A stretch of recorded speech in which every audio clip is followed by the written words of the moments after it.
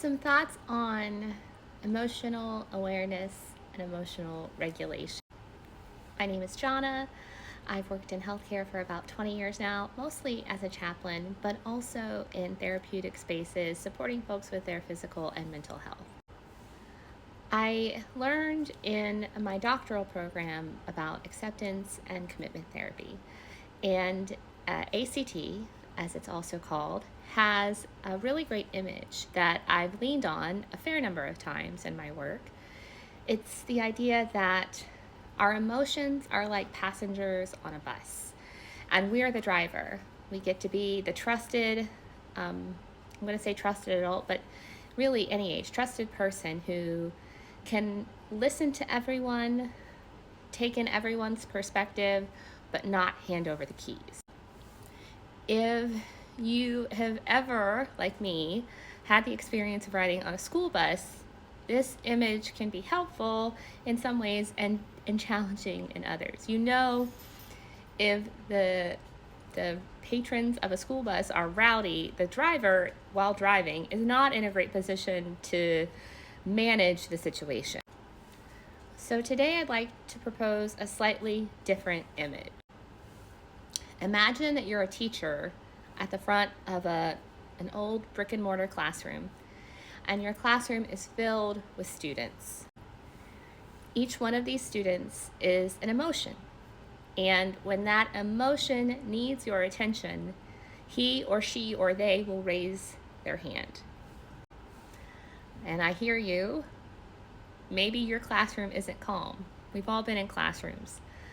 Maybe not all of us. Many of us have been in classrooms that weren't calm before, right? Growing up as students, maybe helping out with younger ones in our lives. Maybe some of you are even teachers. And I want to reinforce that this is always an invitation. So engage in this activity in the way that feels best for you in this moment today, and know that you can always come back to it. This is an exercise, an activity that relies a lot on your imagination. And I base it on the premise that each of us has agency to make our own choices, and that those choices that we make from here, from our heart, from a centered place, are good and trustworthy choices, and that we can trust ourselves. But we might find in certain seasons of our life that we need help or support.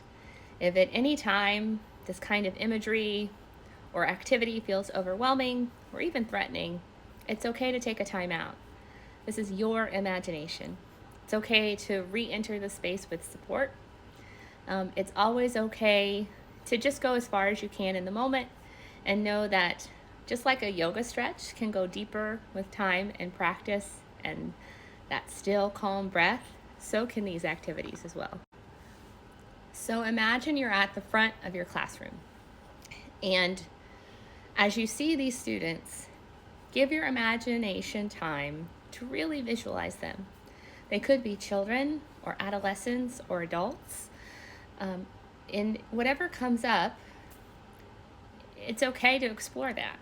And again, if it doesn't feel safe, it's okay to pause. Remember that these are really powerful representations. And another core belief I have is that all of these emotions, however big or scary some of them might feel, are on your side. That they're part of you, and that even if they're loud, even if they're disruptive, their goal is to help you. A little caveat here: if you find yourself struggling with thoughts of suicide or self-harm, this would be a good place to pause and ask for support. 988, calling or texting 988, is a really great resource. They have a lot of wonderful support. And I volunteered at a suicide hotline myself in college, and I can say without a doubt, we were never upset, mad, or frustrated at anybody who called. We were always glad everyone called. But sometimes, in our quest to navigate the daily tasks of life, to show up for our loved ones in meaningful ways, or even to make the changes in our life that we want to make to show up as the people we want to be, Our emotions, our thoughts, our feelings can get really loud, and it can be hard to sort them out. So if you hold this image of yourself as a teacher at the front of the classroom, trust yourself to notice who needs your attention most. This can be an exercise you use on occasion, or it could be a way to check in with yourself before a really important task. It might be that you're feeling frightened. It could be that you're feeling anxious. It could be that you're feeling angry. Any number of those things.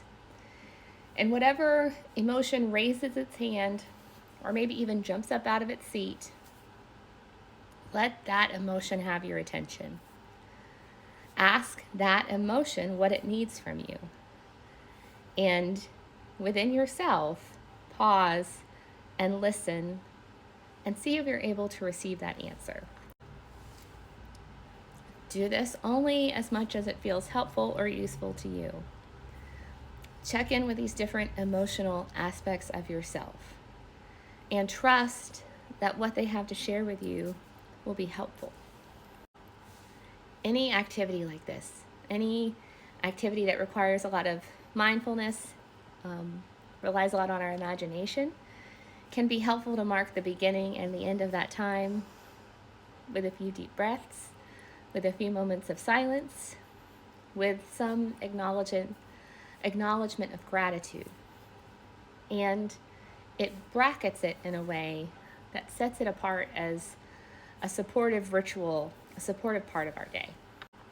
And also remember, there are so many different kinds of activities designed to support connection to our deeper selves, mindfulness, and a sense of calm. So if this one works well for you, take it with you today. If it doesn't, you can leave it right here. I hope that you have a really wonderful day, and always remember, you got this.